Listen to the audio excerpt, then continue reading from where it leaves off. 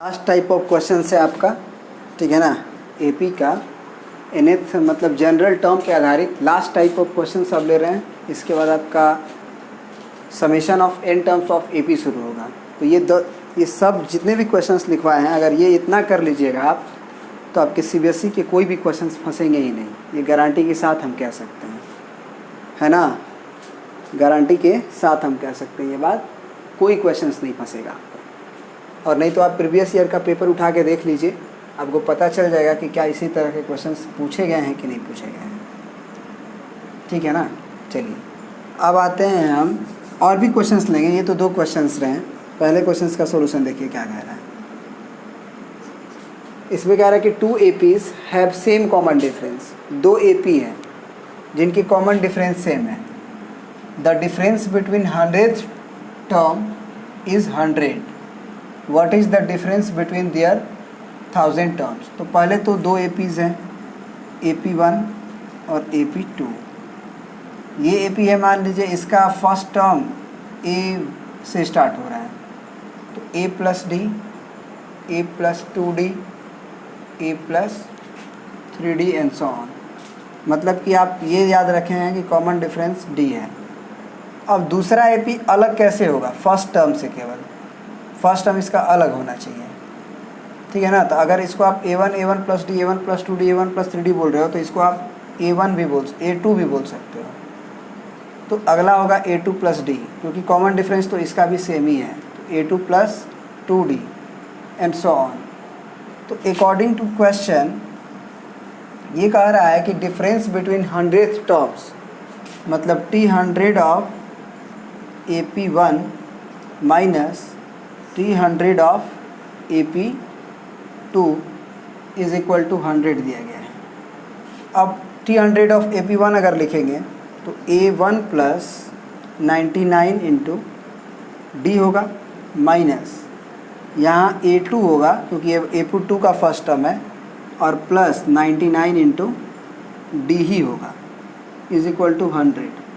अब आप देखिए यहाँ पे ध्यान से, तो ये और ये टर्म कटेगा, तो A1 माइनस A2 का वैल्यू आप देखेंगे कि 100 आया आपके सामने। अब अगर आपसे पूछ रहा है कि 1000th टर्म का डिफरेंस बताइए, है ना, find their difference between 100th terms, तो आपसे पूछ रहा है कि T1000 of AP1 minus T1000 of AP2। अब T1000 ऑफ AP1 के लिए आप लिखिएगा A1 प्लस 999D माइनस, इसके लिए लिखिएगा आप A2 प्लस 999D ही लिखिएगा। ये निकालना है आपको। तो ये टर्म और ये टर्म तो कटेगा क्योंकि 999D और 999D माइनस में होगा। तो ये भी देखें कि A1 माइनस A2 ही आया। तो ये अब देखिए एक मैजिक यहाँ पे क्या हो रहा है कि A1 माइनस A2 का वैल्यू हमारा पहले ही 100 आ चुका है, तो अलग नहीं आएगा। तो इसका मतलब इसका आंसर हो गया 100। तो मैजिक हो रहा है आपका कि अगर यहाँ पे आपसे पूछता कि 1 लाखवां टर्म भी बताइए का डिफरेंस बताइए, तो 1 लाख में से आप घटाते तो जो यहाँ पे 90,000 जो भी बचता, 90,999 जो भी, मान लीजिए 90 नहीं होता शायद, और जो वही बचता यहाँ पे क्योंकि वही घटता, तो और डी तो सेम है, तो ये वाली वैल्यू क्वांटिटी घट जाती, तो A1 माइनस A2 आता। मतलब इसका हम कह सकते हैं कि अगर एक 100th टर्म का कॉमन डिफरेंस सेम दे दिया, तो जो 100th टर्म का डिफरेंस होगा वही 200 टर्म का भी डिफरेंस होगा, वही 500 टर्म का भी डिफरेंस होगा, वही nth टर्म का भी डिफरेंस होगा, 100 ही होगा। ये बात आपका क्लियर होना चाहिए, ठीक है। तो ये तो रहा पहला क्वेश्चन। अब इसका दूसरा क्वेश्चन क्या कह रहा है, ज़रा पढ़िए। इसको हम मिटाते हैं, ठीक है, आप प्रिंट कर सकते हैं। पहला क्वेश्चन को हम मिटा देते हैं।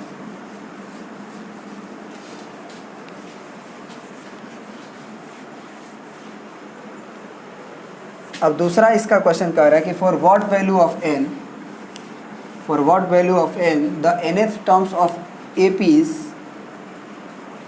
63, 65, 67 ... and 3, 90 3,10,17 आर इक्वल, मतलब n के किस वैल्यू के लिए इसका nth टर्म और उस AP का nth टर्म बराबर है। तो आपको नहीं पता है तो इसके nth टर्म को Tn मान लो और इसके nth टर्म को कैपिटल Tn मान लो, ये क्वेश्चन करा चुके हैं। तो according to the question T small n बराबर T कैपिटल N, इसमें आप इसका A plus n-1 into D रखोगे, इसमें आप capital A plus n-1 into D बोल दो, दोनों में तो d सेम ही होगा क्योंकि nth टर्म जो है for what value of n, मतलब nth टर्म भी यही है, nth टर्म इसका भी वही है, तो n सेम होना चाहिए। तो a इसका हो जाएगा 63 प्लस n-1 और d हो जाएगा 63 2 65 2, इधर a हो जाएगा आपका 3 प्लस n-1 और d आपका हो जाएगा 7। तो यहाँ से हम कह सकते हैं कि 3 जब इधर आएगा तो ये 60 बनेगा plus 2n-2 is equal to ये बनेगा 7n-7। अब 2n को हम उधर भेज देते हैं तो वो हो जाएगा 5n उधर जाके, और इस 7 को हम बराबर के इधर लेके आते हैं तो प्लस 7 होगा, तो प्लस 7 - 2 प्लस 5 होगा, तो 60 और 5 65 हो जाएगा आपका। तो यहाँ से n का वैल्यू हो जाएगा 13 × 5 = 65 यानी कि 13, मतलब इसका आंसर हो गया आपका 13।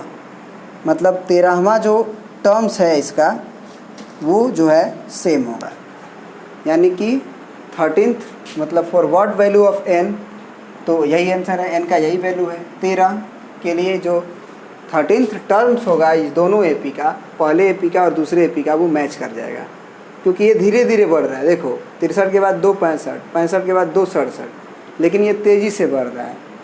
3 के बाद 10 हो रहा है, 7 का गैप है, 10 का बाद 17, 7 का गैप है, लेकिन यहाँ 2 का ही गैप है। तो ये धीरे धीरे पड़ेगा जब, और ये जो है तेज़ी से बढ़ेगा, तो ये उस गैप को मेंटेन कर लेगा और वो nth टर्म्स बराबर आ सकता है, ठीक है ना। तो 13वां टर्म दोनों का बराबर है। अब आते हैं कुछ नेक्स्ट क्वेश्चंस करते हैं। तीसरा सब इम्पोर्टेंट क्वेश्चन है आपके एग्जाम के पॉइंट ऑफ व्यू से। चलिए तीसरा क्वेश्चन का सॉल्यूशन देखते हैं हम लोग। इसमें कह रहा है कि how many multiple of 4 lies between 10 and 250। तो सबसे बोला है बिटवीन 10 और 250 के बीच 4 का पहाड़ा वाला टर्म कितना है। तो 10 और 250 के बीच है, तो 11 से लेके हमको 249 तक में देखना है क्योंकि यही बिटवीन हुआ।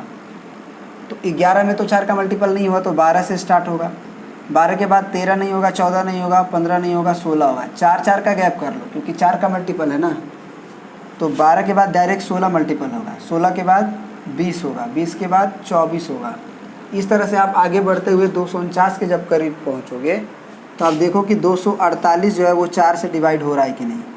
तो 4 से डिवीज़न का रूल क्या होता है कि लास्ट का अगर 2 डिजिट 4 से कट जाए तो वो पूरा भी नंबर 4 से कट जाएगा। तो ये देख लिए 48 कट रहा है, तो यही बताना है कि ये कितने नंबर्स हैं।